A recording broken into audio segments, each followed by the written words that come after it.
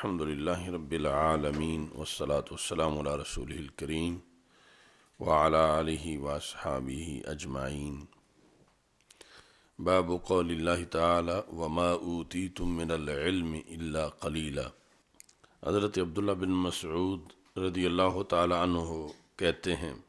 اور یہاں بھی ان علقمہ عن عبداللہ، ایک تو قرینہ یہ ہے ویسے کہ حضرت علقمہ جس حضرت عبداللہ سے کثرت سے روایت کرتے ہیں وہ عبداللہ بن مسعود ہیں۔ دوسرا یہاں عبداللہ مطلق لکھا گیا، تو الکوثر الجاری میں یہ وضاحت ہے وہوا ابن مسعود حیث اطلق، کہ یہ عبداللہ بن مسعود رضی اللہ تعالی عنہ ہیں، کیوں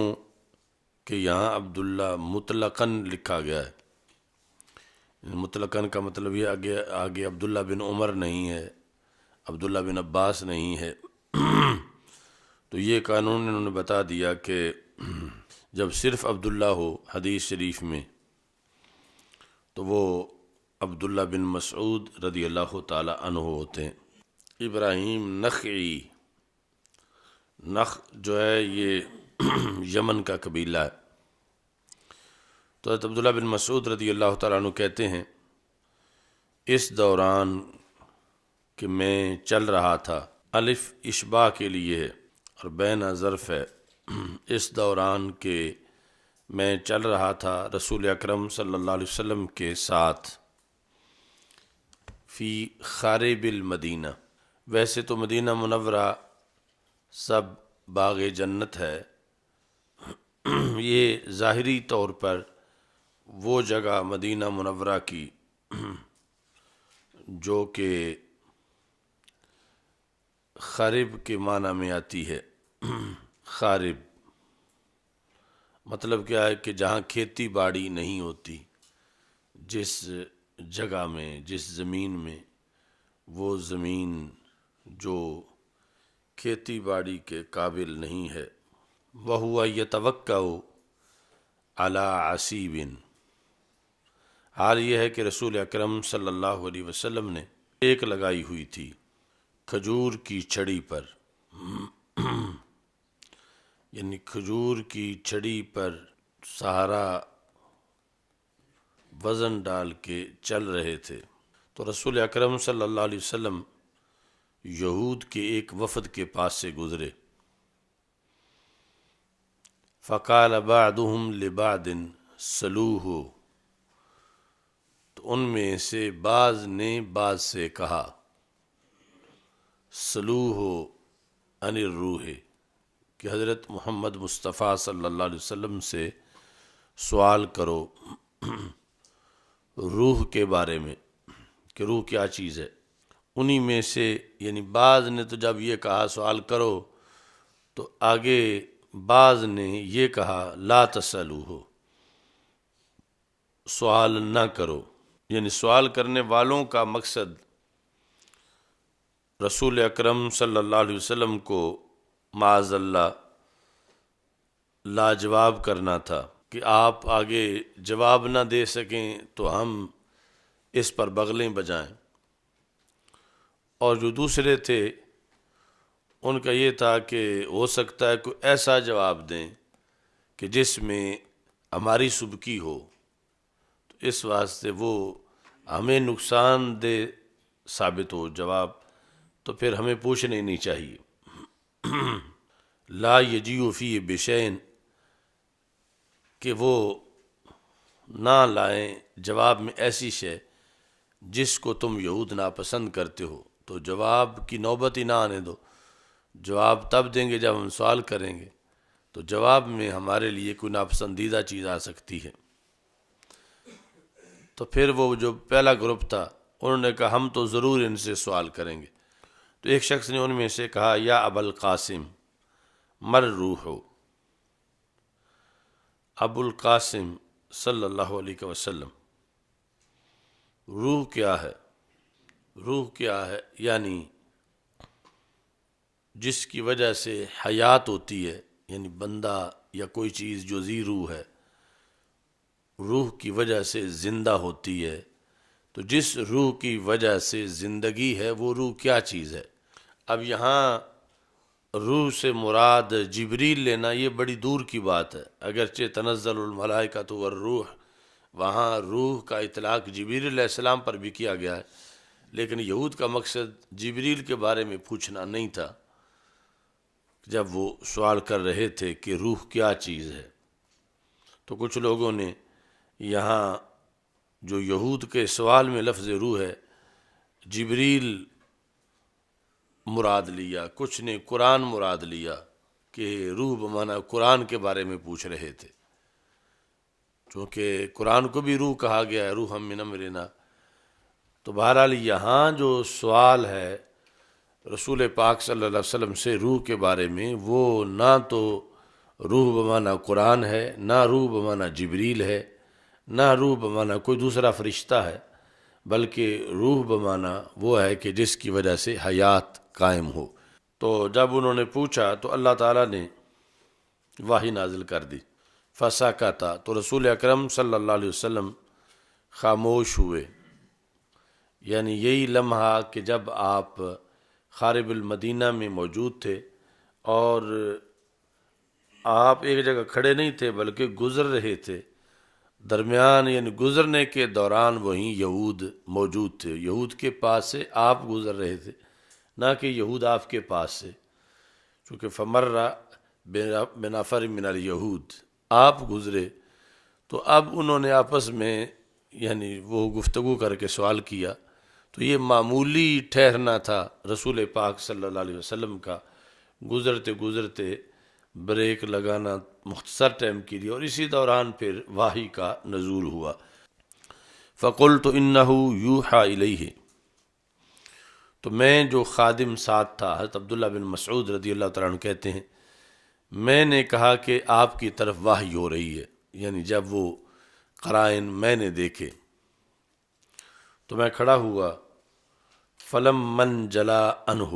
جب رسول اکرم صلی اللہ علیہ وسلم سے وحی کی کیفیت جو ہے وہ ختم ہو گئی، تو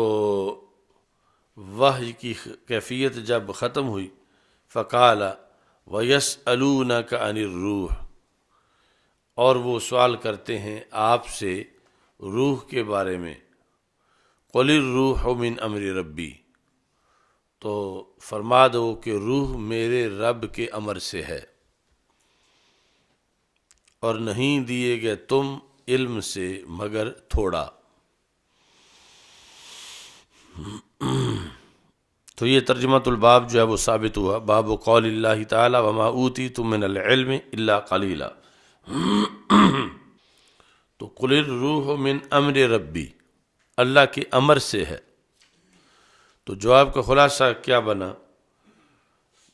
مطلب یہ ہے کہ جس طرح اللہ کے امر کن، انما امرہ اذا اراد شیئا ان یقول له کن فیکون،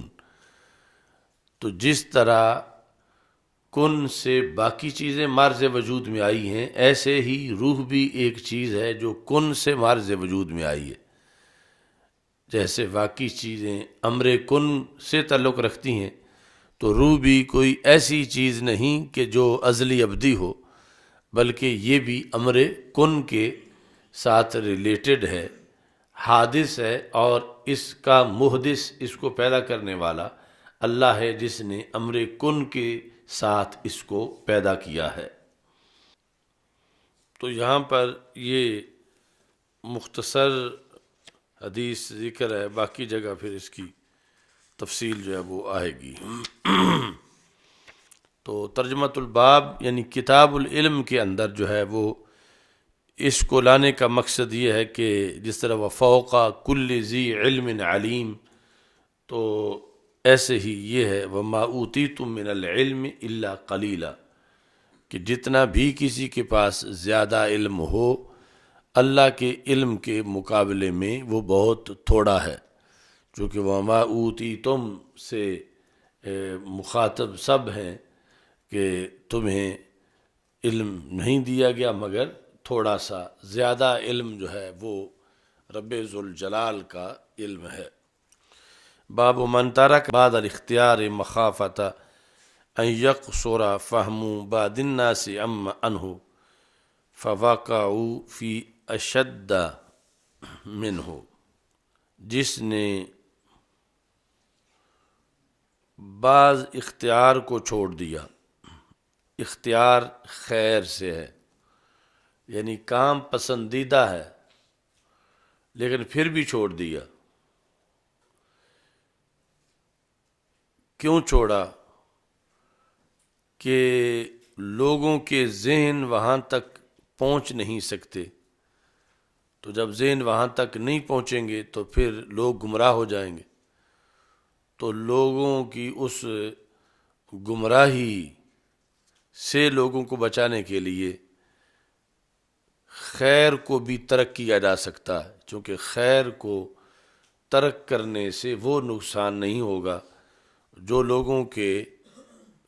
گمراہی میں پڑ جانے سے نقصان ہوگا، بعض خیر کے ترک کرنے سے، چونکہ مطلقاً خیر کو تو ترک نہیں کیا جا سکتا لوگوں کے گمراہی میں پڑنے کے ڈر سے، لیکن بعض خیر کو ترک کیا جا سکتا ہے۔ تو یہ جگہ جو ہے یہ تفقہ کی جگہ ہے، خصوصی طور پر امام بخاری رحمۃ اللہ علیہ کے تفقہ یا تراجم کے بارے میں چونکہ مشہور ہے کہ فقہ البخاری فی تراجمہ ہی، امام بخاری کی فقہ آپ کی تراجم کی شکل میں موجود ہے، تو بخاری میں احادیث کے ساتھ ساتھ فقہ البخاری بھی ہے، تو فقہ البخاری اب یہ جو باب من ترک بعد الاختیار یہ اصول فقہ کے اصولوں میں سے ایک اصل ہے جس کو انہوں نے ترجمۃ الباب بنایا ہے، اور ساتھ پھر اسے حدیث سے ثابت کیا ہے کہ ایسا موقع بھی آ سکتا ہے کہ جس کے بارے میں مفتی کو پھر یہ فتویٰ دینا چاہیے، اور بہت قلیل اس کے مواقع ہیں کہ ایک چیز کہ خیر ہونے میں شک نہیں لیکن پھر بھی اس کا ارتکاب نہیں کیا جا رہا، کہ ارتکاب کرنے میں پھر اس کا ضرر زیادہ ہو سکتا ہے، تو اس کا ارتکاب نہ کرنا، اسے بجا نہ لانا، اس کے خیر ہونے کا انکار نہیں، وہ اپنی جگہ یقیناً خیر ہے، لیکن اس کو عملی جامہ پہنانے سے آگے نقصان شر کی شکل میں زیادہ ہو سکتا ہے، تو اب اسی کے اندر بھلائی ہے کہ اسے خیر ہونے کے باوجود ترک کیا جائے۔ قال علی ابن الزبیر، حضرت اسود کہتے ہیں کہ مجھے ابن زبیر نے کہا۔ اب ابن زبیر تو کئی ہیں، یعنی حضرت زبیر رضی اللہ تعالیٰ عنہ کے کئی بیٹے ہیں، لیکن مراد ہیں عبداللہ بن زبیر۔ تو عبداللہ بن زبیر رضی اللہ تعالی عنہ حضرت عائشہ صدیقہ رضی اللہ تعالی عنہا سے روایت کرتے ہیں۔ حضرت عائشہ صدیقہ ان کی سگی خالہ ہیں۔ کانت عائشہ تو تسر الیک کثیرا، اسود کہتے ہیں کہ مجھے ابن زبیر نے کہا، اے اسود، آپ سے حضرت عائشہ صدیقہ رضی اللہ تعالی عنہا کثرت سے راز کی بات آپ کو بتا دیتی تھیں۔ تو یہ جو حضرت اسود نخی ہیں علماء عباد میں سے ہیں جنہوں نے 80 حج کیے تھے، 80 حج اور عمرے، اور ہر ایک جدا جدا کیا تھا، اور یہ ابراہیم نخعی کے ماموں ہیں اور حضرت عائشہ صدیقہ رضی اللہ تعالی عنہا کے شاگرد ہیں۔ فما حدثت کا فی الکعبۃ، انہوں نے آپ کو جب بہت سی حدیثیں بتائیں تو کعبہ کے بارے میں کیا بتایا؟ قلت قالت لی، تو میں نے کہا، اسود کہتے ہیں کہ انہوں نے مجھے یہ بتایا، قال النبی صلی اللہ علیہ وسلم، کہ رسول اکرم صلی اللہ علیہ وسلم نے فرمایا یا عائشہ تو لولا قوموں کے حدیث احدہم، اے عائشہ اگر تمہاری قوم، مراد ہیں قریش، تمہاری قوم، لولا حدیث احدہم، اگر ان کا زمانہ نیا نہ ہوتا، عائشہ اگر تمہاری قوم کا زمانہ نیا نہ ہوتا، یعنی انہوں نے نیا نیا کفر نہ چھوڑا ہوتا، کفر چھوڑے اگر بہت مدت گزر گئی ہوتی تو لنقضت الکعبۃ، میں کعبہ کو منہدم کرتا۔ اگر تمہاری قوم کا کفر کے ساتھ کفر چھوڑنے کا وقت قریب نہ ہوتا تو میں کعبہ کو منہدم کرتا، چونکہ تمہاری قوم ابھی تازہ تازہ کفر چھوڑ کے آئی ہے، یعنی قریش جنہوں نے کلمہ پڑھا ہے، تو اس واسطے میں کعبہ نہیں توڑتا، ورنہ جو ہے وہ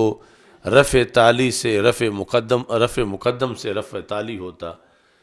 اگر تمہاری قوم کا کفر کے ساتھ زمانہ نیا نیا نہ گزرا ہوتا تو میں لنقضت الکعبۃ، کعبہ کو منہدم کرتا۔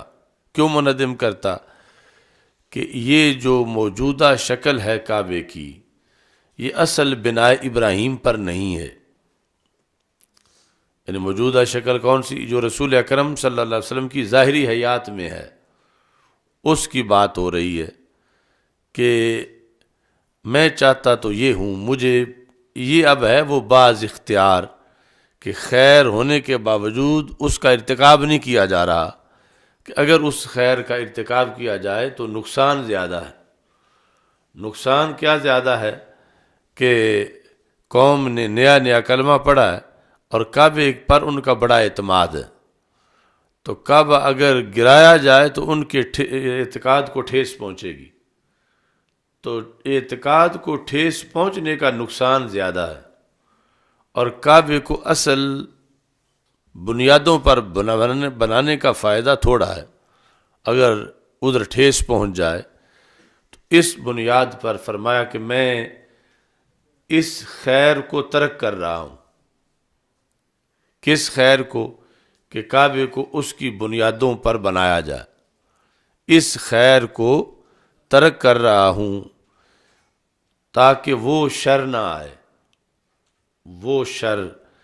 یعنی اعتقاد کو ٹھیس پہنچنا، یہ شر ہے۔ تو کبھی بعض خیر کو چھوڑ دیا جاتا ہے اس ڈر سے کہ کہیں شر نہ آ جائے۔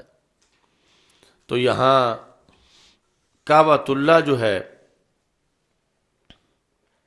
جب رسول اکرم صلی اللہ علیہ وسلم ابھی بچپن میں تھے، جو وہ مشہور قصہ بھی ہے حجر اسود رکھنے کا، تو اس وقت یعنی کعبہ بنایا گیا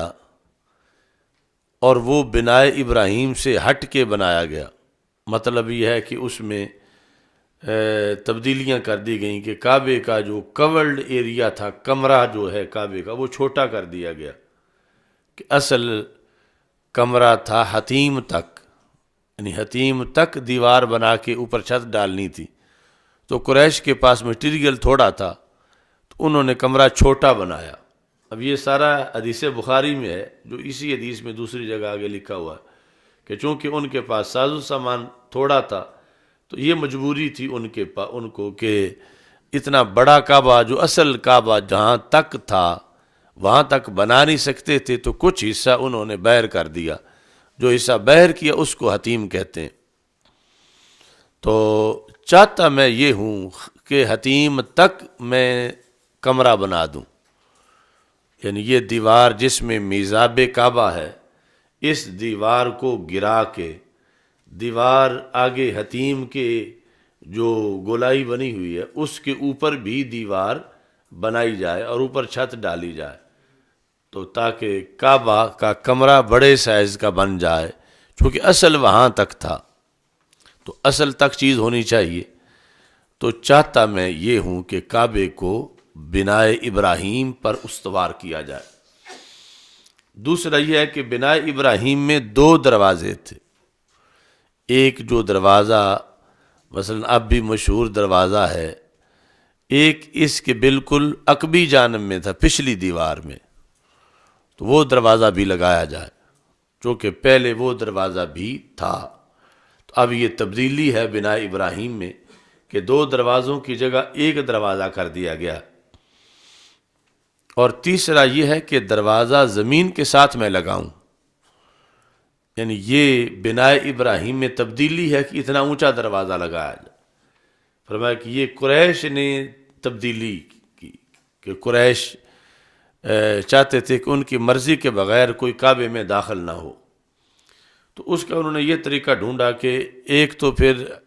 یعنی ہر وقت ہمارا کوئی روکنے والا موجود ہو یا نہ ہو تو کم از کم ہم دروازہ ہی اتنا اونچا لگائیں کہ وہ ہمارے پاس چابی ہو اور ہم ہی کھولیں، اور کھولنے پر بھی کوئی جلدی سے اندر داخل نہ ہو جائے، بلکہ پھر بھی رکاوٹ ہو کہ دروازہ اونچا ہو، تو جسے ہم چاہیں دھکا دے کے باہر گرا دیں، جسے چاہیں ہم اندر داخل ہونے دیں۔ تو رسول پاک صلی اللہ علیہ وسلم نے فرمایا کہ یہ بھی اصل کعبہ نہیں ہے، اصل کعبے کا دروازہ زمین کے ساتھ ہے۔ تو یہ 3 بڑی تبدیلیاں قریش نے کی ہوئی ہیں۔ تو اصل بنائے ابراہیم میری پسندیدہ چیز ہے، تو میں اس اصل کے مطابق چاہتا تو ہوں مگر کرتا نہیں ہوں، میں نے کیا نہیں ہے، کیونکہ اگر کروں گا تو اتنی بڑی چیز جس پر لوگوں کا اعتماد قائم ہے، جب ان کے سامنے اسے گرا کر بنایا جائے تو پھر وہ پہلے والی صورتحال اعتقاد کی نہیں رہے گی، اور قوم ابھی نئی نئی بت پرستی چھوڑ کے آئی ہے تو ان کے اعتقاد کو ٹھیس پہنچے گی۔ یا عائشہ تو لولا قوموں کے حدیث احدہم قال ابن الزبیر بکفر، اگر ان کا کفر کے ساتھ قریب کا زمانہ نہ ہوتا قریش کا، لَنَقَضْتُ الْكَعْبَةَ، تو میں کعبہ کو توڑ دیتا۔ تو یہ بھی یعنی 2 طرح کی چونکہ حدیثیں ہیں، اکثر 2 طرح کی، ایک یہ ہے کہ تمہارے پاس ایک آیت بھی ہو، ایک حدیث بھی ہو، اس کی تبلیغ کرو، ہر کسی کو بتاؤ، اور دوسری کہ ہر کوئی ایسا ہاضمہ نہیں رکھتا کہ ہر بات کو ہضم کر سکے، تو ہر بات ہر کسی کو نہ بتاؤ، علم کی ہر بات ہر کسی کو نہ بتاؤ۔ تو ایک طرف ہے ہر کسی کو بتاؤ، دوسری طرف ہے ہر کسی کو نہ بتاؤ، تو پھر اس کے درمیان تطبیق کیا ہے؟ تو اس پر امام بخاری رحمۃ اللہ علیہ نے ترجمۃ الباب قائم کیا، باب من خص بالعلم قوما، جس نے علم کے ساتھ ایک قوم کو خاص کیا، دون قوم، سوائے دوسری قوم کے، مثلا ایک ہی شہر کے لوگوں میں سے بعض کو وہ بات بتائی، بعض کو نہیں بتائی، ایک ہی محلے کے لوگوں کو بعض کو وہ بات بتائی، بعض کو نہیں بتائی، ایک ہی کلاس کے اسٹوڈنٹس جو ہیں ان میں سے بعض کو وہ بات بتائی، بعض کو نہیں بتائی۔ تو عمومی طور پر تو اصول یہ ہے کہ جو بتانی ہے تو سب کو بتاؤ، نہیں بتانی تو سب کو نہ بتاؤ، لیکن اس کے بعد آگے ایک مرحلہ ہے کہ جس میں یہ جواز ہے، اس کو خیانت یا ناانصافی نہیں کہیں گے، پہلے لحاظ سے تو پھر خیانت اور ناانصافی بنے گی کہ بعض کو بتا دیا تو بعض کو کیوں نہیں بتایا۔ دوسرا جو ہے وہ مرحلہ ہے کہ جہاں بعض ہی اہل ہیں کہ ان کو بتایا جائے، باقی بعض اہل نہیں ہیں۔ اب وہ اہل نہ ہونا اس کی کئی وجوہات ہیں، مگر یہ طے شدہ ہے کہ وہ اہل نہیں ہیں، تو پھر نااہل کو کے پاس امانت سپرد کرنا یہ درست نہیں۔ تو یہاں اب یہ جواز ہے کہ وہ امانت بعض کے پاس رکھی جائے اور بعض کے پاس نہ رکھی جائے۔ حضرت مولا علی رضی اللہ تعالی عنہ نے اب یہ تعلیق پہلے پیش کرتے ہیں امام بخاری رستہ بنانے کے لیے کہ حضرت مولا علی رضی اللہ تعالیٰ عنہ کا فرمان ہے، حدث الناس بما یعرفون، لوگوں سے ان کے معارف کے لیول پر بات کرو، بما یعرفون، اس لیول پر جو وہ پہچانتے ہیں، ان کی ذہنی سطح سے اونچی بات نہ کرو۔ اتحبون ان یکذب اللہ ورسولہ، کیا تم یہ پسند کرتے ہو کہ اللہ اور اس کے رسول صلی اللہ علیہ وسلم کو جھٹلا دیا جائے؟ یعنی جب لوگوں کی سطح سے کہیں اونچی بات ہوگی تو ہو سکتا ہے جہاں ہاں کہنا ہے لوگ نہ کہہ دیں، جہاں نہ کہنا ہے لوگ ہاں کہہ دیں، تو پھر اس میں اللہ اور اللہ کے رسول صلی اللہ علیہ وسلم کی تکذیب لازم آئے گی۔ تو اس کا سبب کیا بنا کہ لوگوں کی ذہنی سطح سے اوپر تم نے گفتگو کی، تو جس کے نتیجے میں وہ لوگ کو فیصلہ نہ کر پائے صحیح اور غلطی کی طرف چلے گئے۔ تو اس بنیاد پر مولا علی رضی اللہ تعالی عنہ نے کہا حدث الناس بما یعرفون، کہ ہر کسی سے ہر بات نہ کرو، لوگوں سے بات کرو ان کے معارف کی سطح پر۔ تو اب مولا علی رضی اللہ تعالی عنہ نے یہاں دو قسمیں بنائیں کہ کچھ باتیں وہ ہیں جو سب سے کی جا سکتی ہیں اور کچھ باتیں وہ ہیں جو مجمع میں سب سے بیان نہیں کی جا سکتی۔ کچھ باتیں ایسی ہیں کہ جہاں تک ذہنی رسائی سب کی ہے،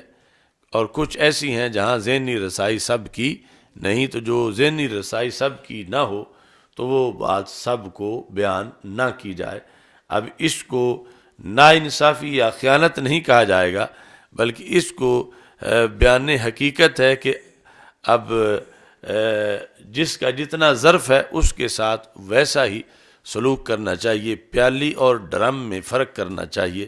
کہ جو ڈرم میں آ سکتا ہے وہ پیالی میں نہیں آ سکتا۔ پیالی پیالی ہے، ڈرم ڈرم ہے۔ تو اب یہ کہنا کہ ڈرم والا بھی پیالی میں ضرور ڈالا جائے، تو اس کو مساوات کہنا تو یہ ایک نیا ظلم بن جائے گا۔ تو اس لیے یہاں یہ صورتحال بنی مخاطب کے لحاظ سے کہ جیسی ان کی صورتحال ہو ویسا ان کے ساتھ رویہ اختیار کیا جائے، اور اس کو ظلم، ناانصافی یا عدم مساوات نہیں کہا جائے گا، بلکہ جس کی جو اہلیت ہے اس کے ساتھ ویسا سلوک کرنا کہا جائے گا۔ تو یہ تعلیق پیش کرنے کے بعد پھر حدیث سے اس چیز کو ثابت کیا امام بخاری رحمۃ اللہ علیہ نے۔ وہ یہ ہے کہ حضرت انس بن مالک رضی اللہ تعالیٰ عنہ کہتے ہیں کہ نبی اکرم صلی اللہ علیہ وسلم کجاوے پہ بیٹھے تھے، اونٹنی پر جو کجاوا تھا، اور حضرت معاذ رضی اللہ تعالیٰ عنہ پیچھے بیٹھے ہوئے تھے، رسول اکرم صلی اللہ علیہ وسلم کے پیچھے بیٹھے ہوئے تھے۔ اب یہ تحریک لبیک یا رسول اللہ صلی اللہ علیہ وسلم آ گئی ہے اچانک۔ قال یا معاذ بن جبل، قال لبیک یا رسول اللہ صلی اللہ علیہ وسلم وسعدیک۔ اچھا جی، یا معاذ بن جبل، تو یہ یا معاذو بھی پڑھ سکتے ہیں یا معاذہ بھی پڑھ سکتے ہیں، یا معاذو ابن جبل اور یا معاذہ ابن جبل، یعنی اس کو واحد مذکر مخاطب رکھتے ہوئے جس طرح یا زید ہو، یا یہ ہے کہ اس کے اندر اضافت کا اعتبار کرتے ہوئے، یعنی وہ جو آگے اصل اس کی صفت میں اعتبار ہے وہ ابن جبل، وہ مضاف ہے، معاذ تو مضاف نہیں ہے، اور ابن جبل جو ہے وہ معاذ کی صفت ہے۔ تو اس لیے اس میں نحو کے لحاظ سے دونوں اعتبار ہو سکتے ہیں کہ خود اس کو مضاف مانا جائے یا خود اس کو مضاف نہ مانا جائے۔ نہ ماننا تو واضح ہے، ماننا اس کی صفت کی اضافت کی بنیاد پر ہے، وہ ابن جبل۔ تو اس لیے یہاں الکوثر الجاری میں بھی انہوں نے کہا بفتح اللہ میں، اور یعنی ایک ہے یجوز و فی ذال معاذ الزم، فی ذال معاذ یجوز و الزم والفتح، معاذ کے ذال میں دونوں پڑھنا جائز ہے، یا معاذو یا معاذہ، یا معاذبن جبل یا معاذبن جبل، والثانی هو المختار، لیکن فتح پڑھنا مختار ہے، یا معاذبن جبل۔ تو اس کو بھی مفتوح پڑھیں گے آگے، پھر اس کی صفت جو ہے وہ بھی اسی کی طرح منصوب پڑھی جائے گی، ورنہ ہوگا یا معاذہ اور آگے جو صفت ہے اس میں اضافت کا اعتبار کرتے اسے منصوب پڑھیں گے ابن جبل۔ تو نبی اکرم صلی اللہ علیہ وسلم نے جب یہ آواز دی تو جواب میں انہوں نے کہا لبیک یا رسول اللہ صلی اللہ علیہ وسلم و سعدیک ثلاثاً، 3 بار یہ کہا۔ اصل میں نبی اکرم صلی اللہ علیہ وسلم نے 3 بار کلام کا تکرار کیا، یعنی دوبارہ فرمایا یا معاذ بن جبل، پھر فرمایا یا معاذ بن جبل، تو انہوں نے ہر بار کہا لبیک یا رسول اللہ صلی اللہ علیہ وسلم۔ تو اگر یہ لبیک کہنا اس میں شرک کا شائبہ ہوتا تو نبی اکرم صلی اللہ علیہ وسلم منع فرما دیتے کہ لبیک اللہم لبیک، تم اس کے ساتھ کیوں ملا رہے ہو؟ چونکہ جو شرک ہے وہ ہر زمانے میں شرک ہے، جو توحید ہے وہ ہر زمانے میں توحید ہے، اور جو سد ذرائع ہے کہ اب تو شرک نہیں آگے شرک بن جائے گا، تو وہ رسول پاک صلی اللہ علیہ وسلم سے بہتر کوئی نہیں جانتا۔ تو سرکار پابندی لگا دیتے کہ یہی آگے جا کے شرک بن جائے گا، تو تم ایسا نہ کہو۔ تو رسول پاک صلی اللہ علیہ وسلم کے سامنے یہ بار بار کہا گیا، تو پتہ یہ چلا کہ لبیک اللہم لبیک بھی اپنی جگہ ہے، اور لبیک یا رسول اللہ صلی اللہ علیہ وسلم بھی اپنی جگہ ہے، اور اس لبیک کا اس لبیک کے ساتھ کوئی مقابلہ نہیں ہے، اور نہ ہی معنی میں مشارکت ہے کہ لبیک اللہم لبیک کا مطلب اور ہے، اور لبیک کا یا رسول اللہ صلی اللہ علیہ وسلم یہاں کوئی معبودیت کا اقرار نہیں کیا جا رہا، بلکہ رسول اکرم صلی اللہ علیہ وسلم کی اطاعت کا ذکر کیا جا رہا ہے کہ انا مقیم علی طاعتک، جو امام کرمانی نے لکھا کہ میں آپ کی اطاعت پر مقیم ہوں، آپ کا ہر حکم مانوں گا، یہ اس بات کا اقرار ہے۔ اور اطاعت جیسے اللہ تعالیٰ کی ہے ایسے رسول اکرم صلی اللہ علیہ وسلم کی ہے۔ اس کا یہ معنی نہیں ہے کہ میں آپ کو معبود مانتا ہوں یا وحدہ لا شریک مانتا ہوں، بلکہ اس کا مطلب اطاعت پر اقرار ہے۔ تو اطاعت پر اقرار کرنے سے شرک نہیں ہوتا، چونکہ اطیع اللہ و اطیع الرسول دونوں ذاتوں کے لیے اطاعت کا حکم قرآن مجید میں دیا گیا ہے۔ تو یہاں پر نبی اکرم صلی اللہ علیہ وسلم نے جو گفتگو فرمائی، یہ ترجمۃ الباب کی دلیل ہے کہ کچھ لوگوں کو کچھ علم دے کر انہیں خاص کر دینا اور باقی تک وہ بات نہ پہنچانا یا پہنچانے کی اجازت نہ دینا، ایسا شریعت میں جائز ہے، یہ ناانصافی نہیں ہے۔ تو رسول پاک صلی اللہ علیہ وسلم نے حضرت معاذ بن جبل رضی اللہ تعالیٰ عنہ کو فرمایا کہ ما من احد، جو بندہ بھی یہ گواہی دیتا ہے کہ اللہ تعالیٰ کے سوا کوئی معبود نہیں اور حضرت محمد مصطفیٰ صلی اللہ علیہ وسلم اللہ کے رسول ہیں، یہ گواہی سچے دل سے دیتا ہے، یعنی منافقت نہیں اس میں، جو بھی ایسا کرتا ہے، جو بھی ایسا کرے یعنی کلمہ پڑھے سچے دل سے، حرمہ اللہ علی النار، اللہ اس کو آگ پہ حرام کر دے گا، یعنی وہ بندہ دوزخ میں نہیں جائے گا جس نے بھی صدقے دل سے لا الہ الا اللہ محمد الرسول اللہ صلی اللہ علیہ وسلم یہ کلمہ اسلام پڑھ لیا، اس بندے کو رب نے دوزخ پہ حرام کر دیا، وہ یقیناً جنتی ہے۔ تو یہ خبر دی نبی اکرم صلی اللہ علیہ وسلم نے دوران سفر حضرت معاذ بن جبل رضی اللہ تعالیٰ عنہ کو۔ اب حضرت معاذ بن جبل رضی اللہ تعالیٰ عنہ نے جب اتنی بڑی خبر سنی تو آپ نے اجازت مانگی رسول پاک صلی اللہ علیہ وسلم سے، افلا اخبر بہ الناس فیستبشروا، کیا میں یہ لوگوں کو نہ بتاؤں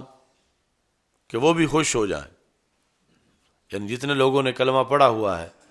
میں ان کو بتاؤں کہ یہ کلمہ قیامت تک جو پڑھے گا، جو بھی یہ کلمہ پڑھے گا تو وہ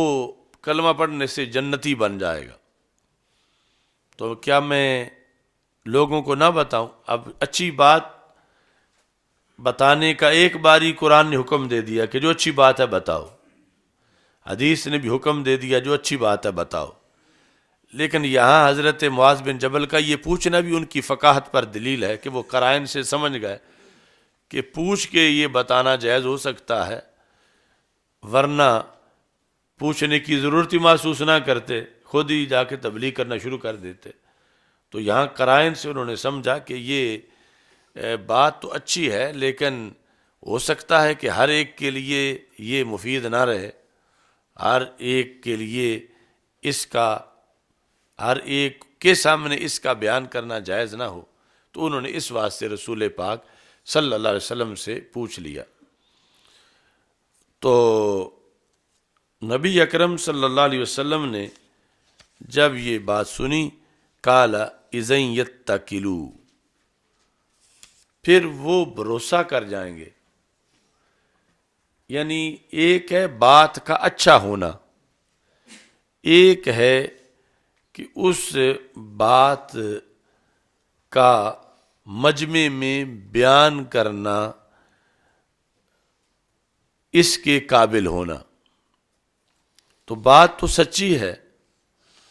لیکن اس سے لوگوں کے اندر عمل میں سستی آ سکتی ہے۔ اذن یتکلوا کا مطلب یہ ہے کہ پھر وہ بھروسہ کر جائیں گے،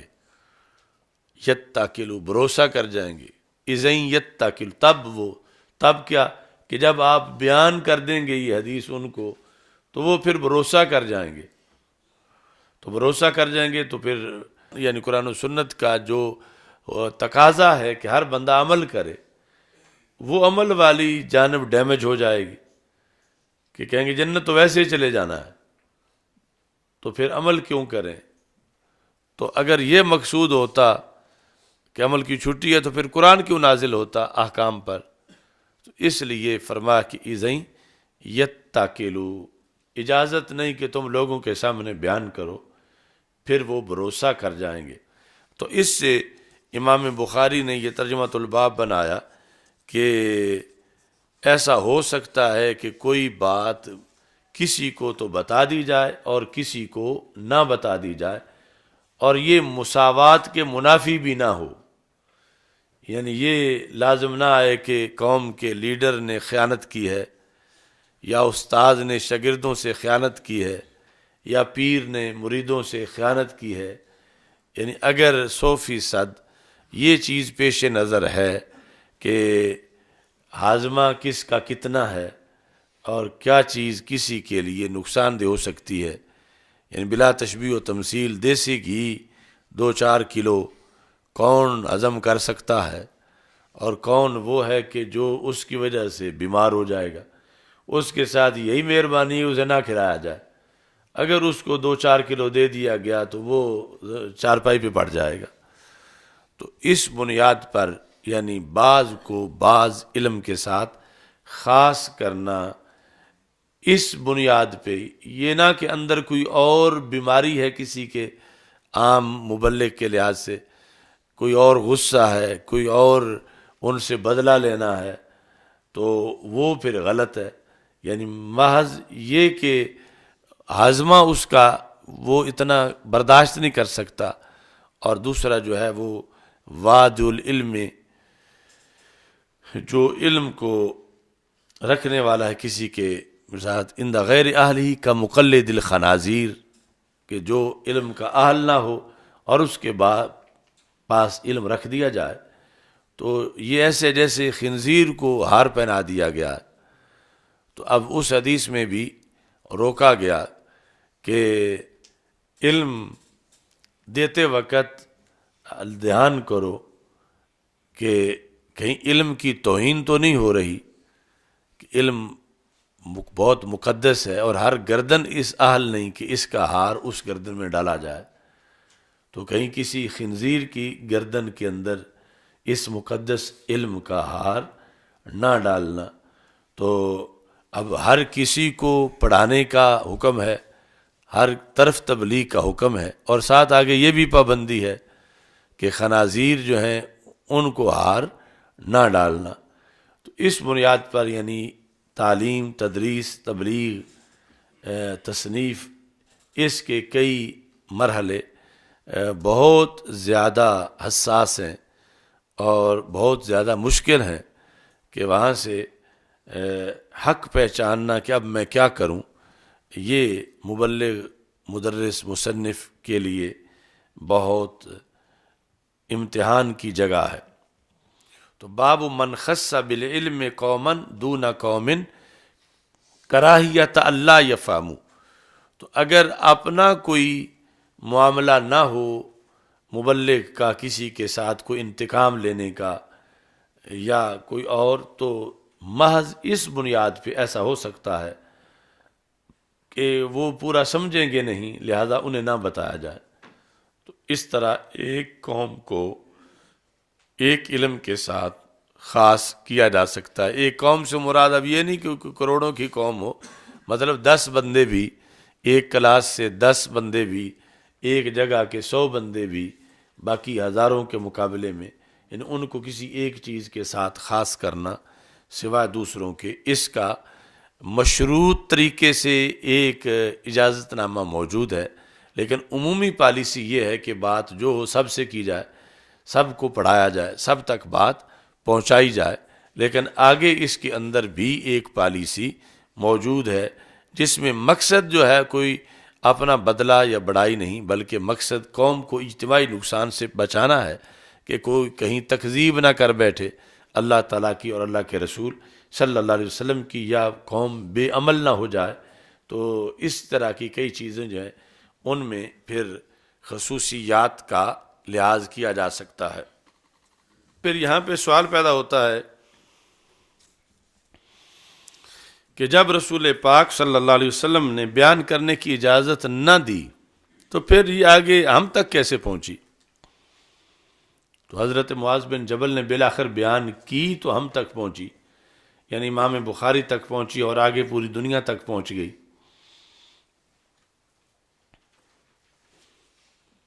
تو اس کا جواب آگے ذکر ہے۔ وَأَخْبَرَ بِهَا مُعَاذٌ عِنْدَ مَوْتِهِ تَأَسُّمًا، کہ حضرت معاذ بن جبل نے ساری زندگی یہ بات چھپا کے رکھی، کسی کو بھی نہیں بتائی، حالانکہ اس وقت خدشہ تھوڑا تھا، اِذَن يَتَّكِلُوكَ کہ دورے صحابہ تھا،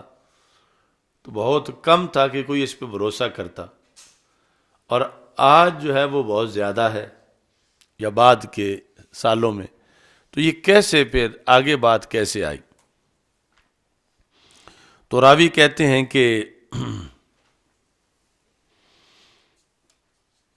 اخبر بہا معاذ عند موتہ، موت کے وقت تک انہوں نے چھپائی،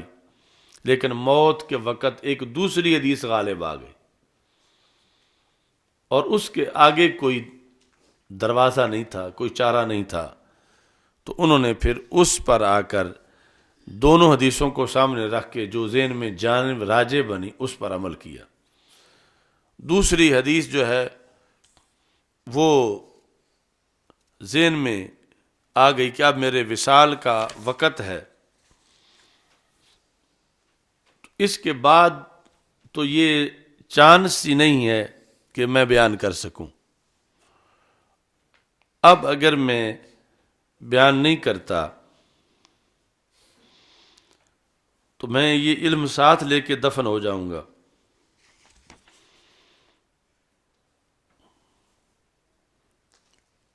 اگر کل مجھ سے یہ پوچھا گیا کہ یہ علم تمہارے پاس تھا تو تم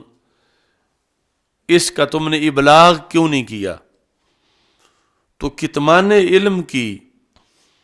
جو وعیدوں والی آیات ہیں وہ سامنے آئیں، کتمان علم کی جو شدید اللہ کی طرف سے مواخذہ ہے، اور ساتھ یہ کہ چلو اس وقت ابھی ابتدائی احکام تھے لوگوں کے لحاظ سے، تو اب تو یہ حکمت لوگوں میں آ گئی ہوگی کہ اس سے کوئی آگے تقیہ نہیں ہوگا، ساری دیگر آیات احادیث بھی سامنے ہوں گی، تو میں یعنی جن حالات میں نبی اکرم صلی اللہ علیہ وسلم نے روکا تھا ان میں تو رک ہی رہا ہوں، تو اب اتنے سال گزر گئے ہیں تو میں ایک امانت جو ہے وہ آگے پہنچا دوں۔ تعصما یہ ہے مفعول لہو، وہ مفعول لہو جو فعل سے پہلے پایا جاتا ہے۔ ایک تو ہوتا ہے نا مفعول لہو کہ جو فعل پر مرتب ہوتا ہے، ضربتہ تادیباً، میں نے اس کو مارا ادب سکھانے کے لیے۔ اب ادب سکھانا یہ مار سے پہلے نہیں، مار کے بعد پایا جائے گا کہ مار پڑے گی تو ادب آئے گا، لیکن ایک مفعول لہو ہوتا ہے کہ وہ پہلے پایا جاتا ہے، جس طرح قعدت عن الحرب جبنا، میں جنگ سے بیٹھ گیا بزدلی کی بنیاد پر، تو اب وہ بزدلی پہلے پائی گئی، اس کے بعد جنگ سے علیحدہ ہونا پایا گیا۔ تو یہاں بھی تعصما یہ جو ہے وہ ہے کہ اخبر بہا معاذ عند موتہ تعصما، حضرت معاذ بن جبل نے یہ کام کیا تاکہ کہیں گنہگار نہ ہو جائیں، کہ اگر نہ بیان کروں گا تو گنہگار ہو جاؤں گا، تو تعصم سبب بنا گنہگار بننا، جس نے مرتب ہونا تھا عدم بیان پر، تو انہوں نے تعصم سے بچنے کے لیے بیان کر دیا کہ میں گناہ گار نہ بنوں، اور اب آگے میرے پاس چانس نہیں ہے، یہ آخری موقع ہے، اور لے کے چلا جاؤں گا تو گناہ گار بن جاؤں گا، تو گناہ گار ہونے سے بچنے کے لیے انہوں نے بیان کر دیا۔ یہاں پر الکوثر الجاری میں انہوں نے سوال کیا کیف جاز لہ مخالفت رسول اللہ صلی اللہ علیہ وسلم، یہ حضرت معاذ بن جبل نے جب حدیث بتا دی لوگوں کو تو ان کے لیے کیسے جائز تھا کہ وہ مخالفت کریں نبی اکرم صلی اللہ علیہ وسلم کی، جب بیان کر رہے تھے تو پھر مخالفت کر رہے تھے، تو ان کے لیے مخالفت کرنا کیسے جائز تھا؟ یہ پہلے سوال کی طرح ہی سوال ہے۔ قلت اخذ الجواز من قولہ یتکلوا، انہوں نے جواز اخذ کیا، غیر ناجائز سمجھتے ہوئے یہ کام نہیں کیا، بلکہ اب اسے جائز سمجھا کہ فرمان رسول صلی اللہ علیہ وسلم کی روشنی میں یہ اب جائز ہے، کیونکہ سرکار دو عالم صلی اللہ علیہ وسلم نے مطلقاً اس سے منع نہیں کیا تھا، مشروط منع کیا تھا۔ شرط کیا تھی؟ کہ بھروسہ کر جائیں گے، تو انہوں نے پھر دلائل سے سمجھا کہ اب وہ زمانہ نہیں ہے کہ بھروسہ کر جائیں گے، لہذا جو علت تھی عدم بیان کی اب ختم ہو گئی ہے، تو مجھے اب بیان کر دینا چاہیے۔ وَلَمَّا زَالَ ذَلِكَ الْمَانِعُ، جب وہ مانع ختم ہو گیا، کون سا؟ یتکلوا والا۔ کیسے ختم ہوا؟ بِأَنْ اعتادوا بالطاعات، کہ لوگ عادی بن گئے نیکیوں کے، وَدَخَلَ حَوَلَاوَاتُهَا فِي أَعْمَاقِهِمْ، یہاں تک کہ جو بندگی کی مٹھاس تھی وہ لوگوں کے دلوں کے گہرائیوں میں داخل ہو گئی، کہ سرکار دو عالم صلی اللہ علیہ وسلم سے اجازتیں بھی مانگتے رہے کہ اب ہمیں رہبان بن جانے کی اجازت دے دو، اتنا نیکی کا جذبہ آ گیا، تو اب یتکلوا والا معاملہ ختم ہوا۔ کسی نے قیام اللیالی کی اجازت مانگی، کسی نے صوم دہر کی اجازت مانگی۔ اچھا جی، تو اس طرح کر کے بہرحال انہوں نے پھر جاتے وقت یہ سمجھا کہ اب پہلے تو کئی مراحل آئے ہوں گے زندگی میں، بیان کروں تو پھر یہی راجع آیا کہ نہ کروں، لیکن اب آگے موقع ہی نہیں تھا کوئی، تو اس بنیاد پر انہوں نے بیان کر دیا، اور آگے پھر یہ ہے کہ مشروط طریقے سے یا وضاحت کے ساتھ لوگوں کے سامنے ایسی چیزیں بیان کر دی جائیں تاکہ اس میں امید بھی برقرار رہے اور بدعملی بھی نہ آئے۔ تو الایمان بین الخوف والرجاء، خوف اور رجا کے درمیان جو ہے، نہ یہ ہو کہ جنت کا کوئی رستہ ہی نہیں ہے، بات ہی ختم ہے، یہ مشکل ہی بڑی ہے، مل ہی نہیں سکتی، جس طرح وہ جاٹ نے اپنی چادر جھاڑ کے کندھے پہ رکھی کہ مولویوں نے تو جو بتایا یہ جنت نہیں مل سکتی، ہمیں کوئی اور کام کرنا چاہیے، اسے ڈھونڈنا ہی مشکل ہے، مطلب فضول ہے، مل ہی نہیں سکتی۔ تو نہ ایسی صورتحال ہو کہ امید ہی ختم ہو جائے، نہ یہ ہو کہ یہ بھی کوئی مشکل ہے، یہ تو ابھی ہم نے لے لینی ہے، تو بلکہ درمیان میں کہ امید بھی ہو اور عمل بھی آخری گھڑی تک بدستور ہو۔ تو اس بنیاد پہ یہ تبلیغ دین کا کام سب سے مشکل ہے۔ اب اس تبلیغ کے اندر پھر آگے شعبے ہیں، بذریعہ تدریس تبلیغ ہے، یا بذریعہ تصنیف تدریس ہے، تبلیغ ہے۔ اصل مین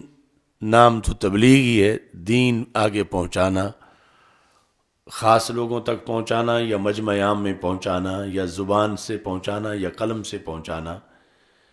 تو یہ سب سے حساس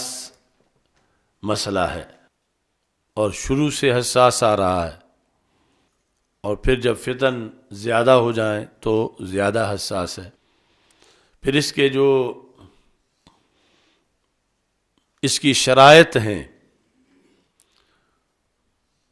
کبھی تو ان شرائط کا لحاظ کیا جاتا ہے کہ نفس الامری طور پر، اور پھر کبھی شرائط کے اندر اپنے مفادات کو پیش نظر رکھا جاتا ہے، تو پھر جا کے گڑبڑ ہو جاتی ہے کہ ایک ہے ان شرائط کو محض للہ فی اللہ پیش نظر رکھنا، اور دوسرا ہے کہ بعض ذاتی مفادات کے لیے شرائط کا سہارا لینا۔ تو بلا تشبیہ و تمثیل، یعنی جو واعظ ہے، واعظ کی مثال ایک کھانے جیسی ہے۔ کھانا یعنی جس طرح ایک باورچی کھانا پکاتا ہے، تو ایک واعظ بھی جمعے کی جو تقریر مثلا کرنا چاہتا ہے، وہ ہفتے بھر کے لیے محلے والوں کے لیے ایک کھانا ہے، اور پھر جس کا واعظ کھلے پیمانے پہ سنا جاتا ہے، وہ مزید اس کے لیے اس کی تیاری میں شرائط ہیں۔ تو واعظ کا نباز ہونا بہت ضروری ہے، اور شرائط اور غذا کا قابل استعمال ہونا بہت ضروری ہے۔ واعظ من وجہ وہ ایک باورچی ہے جو کھانا تیار کر رہا ہے، اور من وجہ وہ ایک طبیب ہے جو دوائی تیار کر رہا ہے۔ یعنی کھانے سے مراد وہ موضوعات ہیں جو کہ ہر کسی کی ضرورت ہے، بیماری کے علاوہ بھی، کہ کھانے کے بغیر تو کوئی بھی زندہ نہیں رہ سکتا، اور دوائی جہاں جہاں بیماری ہے ان کے لیے وہ تقریر جو کسی فتنے کے رد میں ہے، تو وہ دوائی کی حیثیت میں ہے، جو کہ بعض دفعہ کھانے سے بھی زیادہ اہم ہو جاتی ہے، کہ اس کے بغیر پھر حیات برقرار نہیں رہتی۔ تو کھانا جو ہے وہ اس میں دو پہلو ہیں، ایک کچھ قواعد کلیہ ہیں اور دوسرے کچھ احتیاطی تدابیر ہیں۔ کھانے کے اندر باورچی کو کبھی یہ پیش نظر رکھنا پڑے گا بعض چیزوں کو، کہ اسے کہا جائے کہ اس طرح کا پکاؤ سارے پسند کریں، ایسا نہ ہو کہ لوگ لقمہ لگائیں اور پھر وہیں پڑا رہے سارا۔ تو اب کامیاب باورچی کے پیش نظر یہ بھی ہے کہ کہیں پکا ہوا سارا خراب ایسے ناپسند ہی نہ ہو جائے کہ لوگوں کی ٹیسٹ کے مطابق ہی نہ ہو، یہ بھی اس کے پیش نظر ہے۔ اور دوسرا یہ بھی پیش نظر ہے کہ کچھ مسلمات ہیں وہ تو کوئی پسند کرے یا نہ کرے، ویسا تو ضروری کرنا پڑے گا، وہ بھی اس باورچی کے پیش نظر ہے۔ اب اگر لوگ کوئی ایسی چیز کھانے پینے کے شوق میں ہو جائیں کہ جو پکانا شرعاً جائز ہی نہیں، تو کھانے میں باورچی کو مجبور کیا جائے کہ لوگ جو کھاتے نہیں ہیں جب تک یہ چیز نہ ڈالی جائے، اب وہ باورچی پہ لازم ہے کہ وہ کہے کہ لحاظ لوگوں کا نہیں، لحاظ یہ ہے کہ اللہ کھلانا کیا چاہتا ہے، شریعت میں کون سا کھانا جائز ہے کون سا ناجائز ہے، ہم تو وہ پیش نظر رکھیں گے، لوگ کھاتے ہیں کھائیں، نہیں کھاتے نہ کھائیں۔ اور دوسری طرف پھر یہ ہے کہ یہ بھی ایک حقیقت ہے کہ جن کے لیے پکانا ہے انہوں نے اگر کھانا نہیں تو پھر پکانے کا کیا فائدہ ہے۔ تو جہاں تک یعنی ان کے ٹیسٹ کا بھی خیال رکھا جائے، جہاں تک شریعت اجازت دیتی ہے، جو ٹیسٹ شریعت نے حرام کیا ہے وہ تو نہیں، لیکن جتنی گنجائش بن سکتی ہے اتنی گنجائش جو ہے وہ رکھی جائے، اس کا بھی لحاظ رکھا جائے۔ تو اس میں ساتھ یعنی جواز اور عدم جواز کے علاوہ یہ بھی ہو سکتا ہے، مثلا ایک باورچی جو ہے وہ کہتا ہے کہ دیسی گھی سے اچھی کون سی چیز ہے،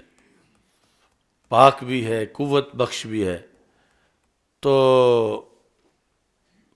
یہ جتنا زیادہ استعمال ہو اچھا ہے۔ تو وہ جہاں اس نے 1 کلو استعمال کرنا تھا وہاں 50 کلو ڈال دیتا ہے۔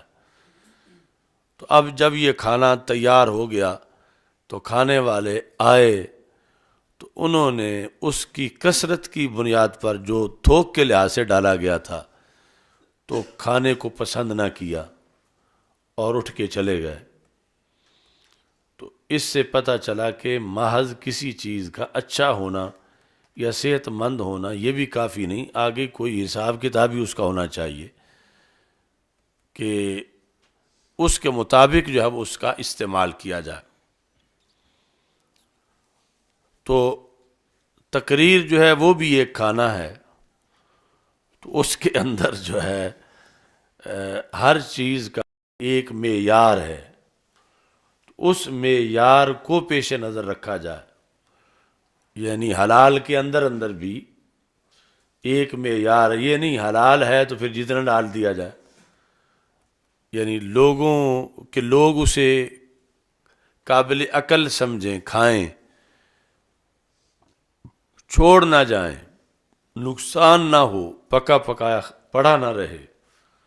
لوگوں کے اندر پہنچے۔ تو اس بنیاد پر یعنی تقریر کا تیار کرنا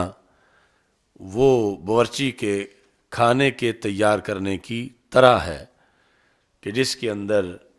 ہر شے جو ہے وہ حساب سے ڈالی جائے، یعنی جو ڈالی جا سکتی ہے ہر شے سے، یہ مطلب ہے کہ اس میں نمک بھی ڈالنا ہے، مرچ بھی ڈالنی ہے، گھی بھی ڈالنا ہے۔ تو یہ ٹھیک ہے کہ گھی بہت اچھا ہے، لیکن پھر بھی اس کی ایک مقدار ہے کہ جو فائدہ بخش ہو سکتی ہے، تو اس کے مطابق۔ اب اس میں یہ ہے کہ لوگوں کا خیال پیش نظر ہے، اور اگر کسی علاقے کے لوگ معاذ اللہ معاذ اللہ معاذ اللہ چوہے کھانے کے عادی ہو چکے ہوں، یا کوئی ایسا گوشت کہ شریعت اس کی اجازت ہی نہیں دیتی، اور باورچی پہ دباؤ ہے کہ تمہارا پکا پکایا یہ جو مرغ کا گوشت ہے کوئی نہیں کھائے گا، پڑا رہے گا، یہ تمہاری سبزی کوئی نہیں کھائے گا، وہ چوہے پکاؤ، تو اب اس کو سٹینڈ لینا چاہیے باورچی کو کہ چوہے میں نہیں پکاؤں گا، میں پکاؤں گا حلال چیز ہی، کوئی کھاتا ہے کھائے، نہیں کھاتا نہ کھائے۔ یعنی یہاں یہ جملہ بولنا صحیح ہے، لیکن وہ کہے میں نے جہاں 5 کلو ڈالنا تھا میں نے 100 ہی ڈالنا ہے دیسی گھی، کوئی کھاتا ہے کھائے، نہیں کھاتا نہ کھائے، تو اب یہ جملہ بولنا درست نہیں ہے کہ کوئی وہ اپنے منصب کا خیال کرے اور اس میں اتنا بے نیاز نہ ہو، بلکہ اگلے جو لوگ ہیں ان کے لحاظ سے وہ ان کو پیش نظر رکھے۔ تو اس طرح یعنی تقریر کے اندر ترغیب و ترہیب دونوں کا ذائقہ برابر رکھنا، اور جو تقاضا ہے اس کے مطابق مثالیں ڈالنا، تاکہ نہ یہ ہو کہ جنت کو کوئی رستہ ہی نہیں، اور نہ یہ کہ جنت تو ہے ہی جیب میں، تو بلکہ درمیان جو ہے وہ اس میں دونوں طرح کے مثالیں ڈالے تاکہ اس کی تبلیغ جو ہے وہ قابل عمل رہے اور اس سے فائدہ ہو۔ اور اس کے علاوہ پھر دوسرا ہے کہ وہ زہریلا کھانا نہ دے، یا یہ ہے کہ جو ایسے وہ پیزے اور برگر نہ بناتا رہے جو مری بریلر مرغیوں کے ہوں یا گدھوں کے بنائے جا رہے ہوں، تو وہاں اپنا خصوصی طور پر جو ہے وہ دھیان رکھے۔ اور اب آزمائش یہ بھی ہے کہ ہر بندہ ہر بات سے علیحدہ علیحدہ مطلب نکال رہا ہے، اور مجمع ہے 10,000 بندے تقریر سن رہے ہیں، تو ان میں سے کون صحیح مطلب سمجھے گا، اور جو نہیں سمجھیں گے ان کو کون سمجھائے گا، اور کون ہے جو غلط مطلب لے کے اٹھ جائے گا اور آگے جا کے وہ ہلاکت میں پڑ جائے گا۔ تو یہ یعنی ایک آزمائش ہے، اور یہ ایک جلسہ جو دن رات ہو رہا ہے، کئی جلسے عوام میں، کہ وہ جو کھانا کھلا رہا ہے وہ کھانا صحت مند کتنا ہے، اور آگے صحت مند ہونے کے باوجود پھر کون سی چیز ہے جسے روکنا چاہیے، کون سی چیز ہے جسے بیان کرنا چاہیے، اور کون سی چیز ہے کہ جو اس مجمع میں اس فصل کو پھر بعد میں پانی بھی دینا چاہیے، کہ صرف ایک بار کاشت کر دینا کافی نہیں ہے، بلکہ بعد میں دھیان بھی ہونا چاہیے کہ اگر کاشت کرتا جائے اور سال کے بعد دیکھے تو ایک تنکا بھی نہ ہو، کہ کاشت کرتے وقت زمین صحیح تھی، بیج بھی صحیح تھا، کاشت بھی صحیح کیا، اگی بھی ہے، لیکن آگے کسی نے اس کو پانی نہیں دیا تو دھوپ میں ماری جانا تھا۔ یہ ساری چیزیں بہت وسیع ہیں جن کا دھیان رکھنا بڑا ضروری ہے، اور دھیان رکھا نہیں جا رہا۔ اور ایسے ہی پھر یہ جو درس و تدریس ہے وہ عام تبلیغ جو ہے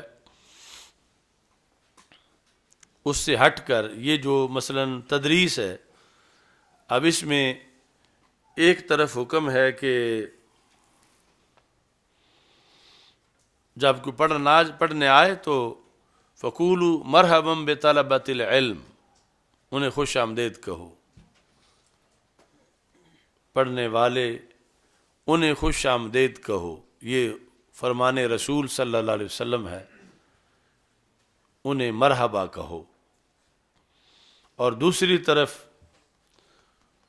یہ ہے کہ وادع العلم عند غیر اہلی کا مقلد الخنازیر، کہ جو نااہل کے پاس علم رکھے وہ یوں ہے جیسے خنزیر کو ہار پہنا رہا ہے۔ تو پہلے کے مطابق یہ ہے کہ جو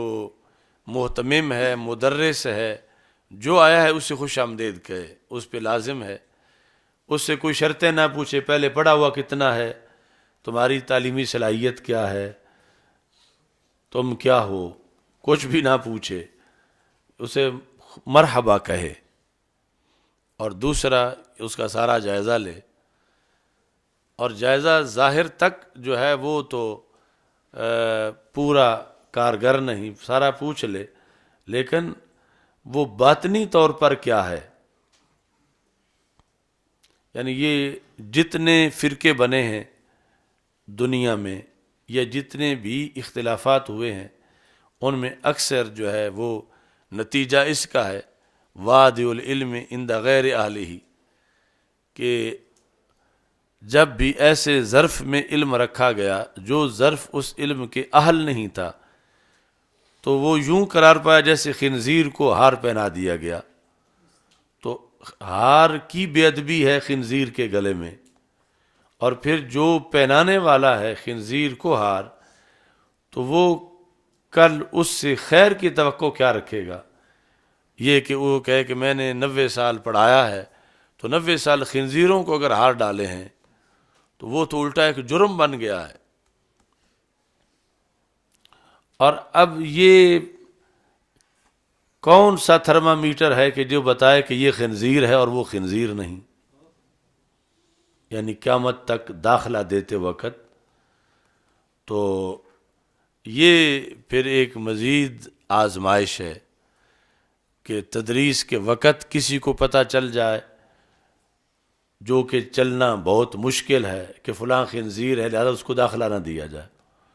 فلاں خنزیر ہے لہذا اس کو کلاس میں نہ بیٹھنے دیا جائے، اور ادھر جو ہے وہ یہ ہے کہ قولوا مرحبا بطلبۃ العلم۔ تو یہ یعنی اس فن کی آزمائشیں ہیں کہ جس کے لیے سارے پہلو پیش نظر رکھنا ضروری ہے۔ حدیث شریف جو آج اس وقت ہم پڑھ رہے ہیں اور باقی احادیث ان کو سامنے رکھ کر تو پھر اس ساتھ جو اللہ کی طرف سے عافیت ہے اور رسول پاک صلی اللہ علیہ وسلم کی طرف سے جو نظر عنایت ہے تو اس سے ہی بیڑا پار ہو سکتا ہے، ورنہ یعنی یہ جو امت میں ریڑھ کی ہڈی کا کردار ادا کرنے والا شعبہ ہے تعلیم و تعلم کا، باقی سب سے بلند،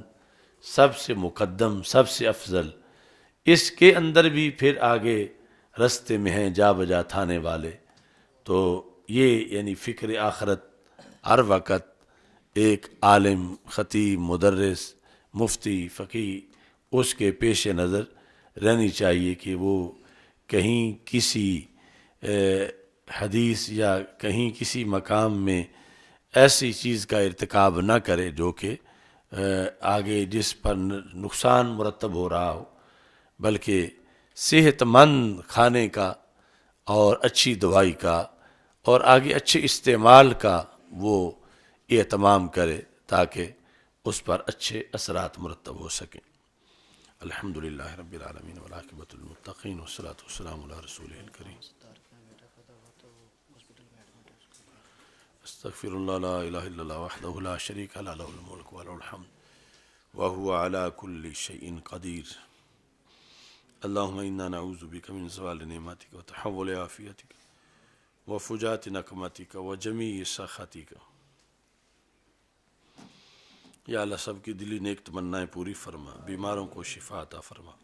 احمد ستار کے بیٹے کو شفا کاملہ عاجلہ عطا فرما۔ یا اللہ تعلیم و تدریس و تبلیغ کی جتنی حکمتیں ہیں ہمیں ان کے مطابق جو صحیح طریقہ تبلیغ و تدریس ہے اس پر کاربند رہنے کی توفیق عطا فرما۔ یا الہ العالمین نبی اکرم صلی اللہ علیہ وسلم کے عظیم مرتبہ کے طفیل یہ علماء کرام جو اس وقت طالب علمی کے آخری منزل میں ہیں، ان کو عالم ربانی بنا اور ملت کا بوجھ بطریق احسن اٹھانے اور اسے منزل تک پہنچانے کی توفیق عطا فرما۔ یا الہ العالمین رسول اکرم صلی اللہ علیہ وسلم کے عظیم مرتبہ کے طفیل الحاج محمد احسن جلالی رحمہ اللہ تعالیٰ کی بخشش فرما، ان کے درجات کو بلند فرما، اور 12 دسمبر کو ان کے ختم چہلم کے موقع پر ہمیں مؤثر طریقے سے اہتمام کرنے کی توفیق عطا فرما۔ یا الہ العالمین، حاضرین کے جتنے متعلقین مرد و زن حالت ایمان میں دنیا سے جا چکے سب کی بخشش فرما۔ وصلی اللہ تعالی علی حبیبہ خیر خلقہ سیدنا مولانا محمد و آلہ وصحبہ۔